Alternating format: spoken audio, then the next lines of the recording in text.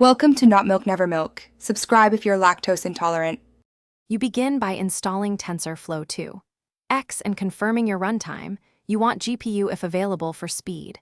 Once done, load and inspect your data, then create a TF data pipeline that shuffles, batches, and normalizes inputs. Make sure to split into train, validation, and test sets so you can measure generalization. Next, define the input shape and any augmentation transforms. This sets expectations for the model. Start coding these primitives now, so the network design has reliable data feeding into it. Now design the model. For straightforward stacks, use sequential. For multi-branch or shared layers, use the functional API, subclass if you need custom behavior. Once your layers are defined, choose an optimizer and loss that match the task and pick metrics to monitor performance.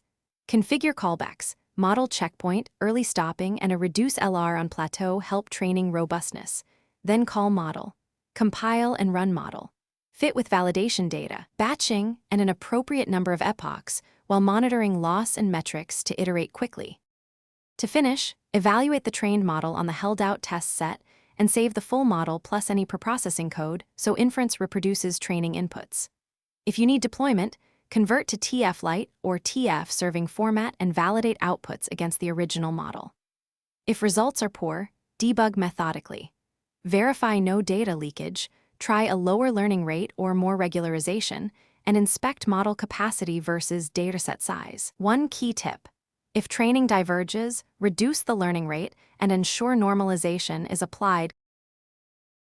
Thanks for watching. If this was helpful, leave a like and consider subscribing. See you next time.